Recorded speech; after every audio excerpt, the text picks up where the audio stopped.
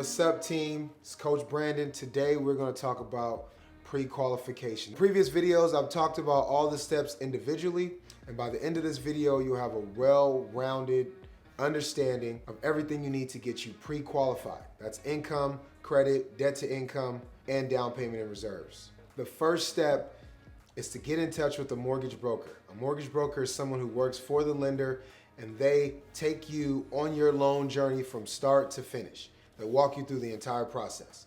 All right, I'm gonna be interviewing a mortgage broker who's very experienced, knowledgeable, down to earth, awesome. If you guys have any questions for that interview, please drop them below so I can get them answered during our interview. Now, your first step with this mortgage broker is gonna be the loan application. The loan application is similar to any other application. The point of this application is for the bank to get to know who you are, where you come from, how much money you make. So they're gonna ask some basic information, they're gonna ask some personal information, and they're gonna ask some financial information. It's just for them to get comfortable with who you are so they can get you qualified for the loan. After you finish the application, the mortgage broker is gonna run your credit, and they're gonna wanna verify all the things you put on the application. So they're gonna wanna verify your income, verify the credit on your credit report, and they wanna look at your bank statements to make sure you have down payments and reserves. If you have all that stuff, have it ready to give to them, and they'll do the work to get you pre-qualified. Now, here's a few things about income. I'm gonna say this over and over and over. Documentation is key. Everything you do, every piece of information that you tell them, you have to be able to document that, or it may not count towards your loan. So first up is the income's probably the most influential piece of this process. If you don't have income, if you can't prove that you have income, the bank is not gonna feel comfortable that you can pay them back, therefore you won't be able to get pre-qualified.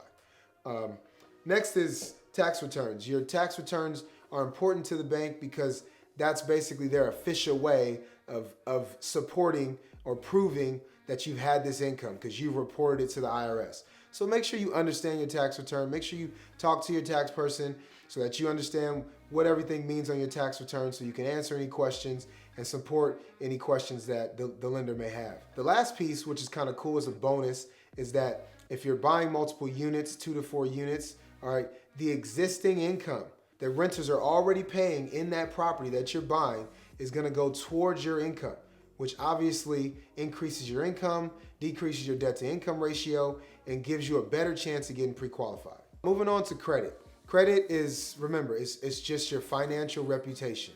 All right, it's a number, you're a number, and the bank uses that number to see if you'll be able to pay them back or not. It's have you been paying your debts on time? So that number that the bank likes is usually between 620 and 680. So if you fit in that box, the bank checks the box, and you move on to the next step.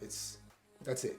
There is one cool piece though about credit that I wanted to mention, and that is this rapid rescoring tool. Some of the mortgage brokers out there, they have these rapid rescoring tools that allow you to understand what your credit score is, and if it's not where you want it to be, what you need to do to get it to where you want it to be, and how long that'll take. This is an awesome tool for anybody in the market for a mortgage. I highly recommend that even if you don't feel like you're ready to sign up, do your loan application, get this rapid rescoring tool going so you know where you are and you have actionable steps, all right, to get you to reach your goal.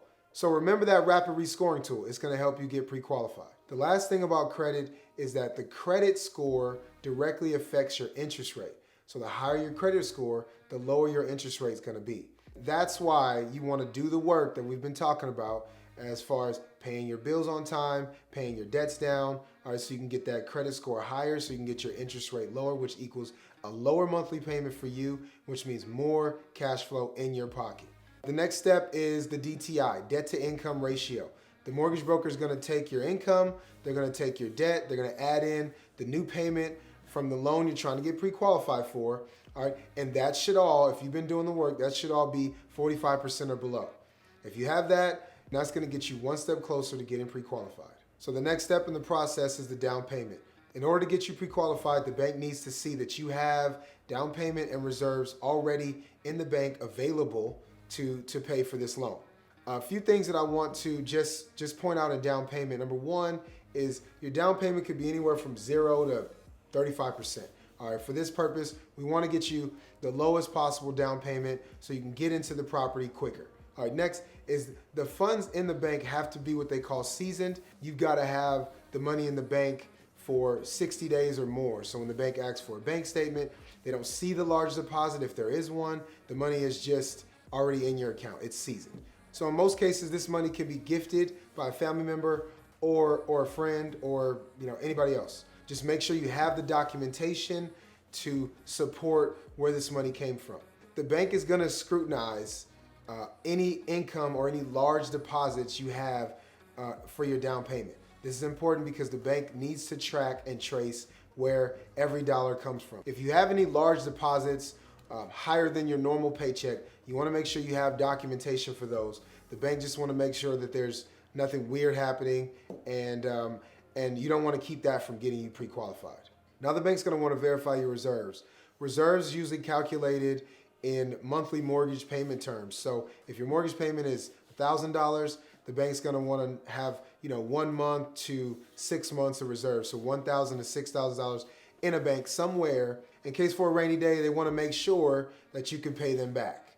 And so if you've been doing the work, you've been saving, you've been living frugal, you've been living by the 30% rule, all right, you should be on your way to having these reserves set aside for yourself so you can get pre-qualified. So one final thing is no new debt. Do not take on any new debt during this process.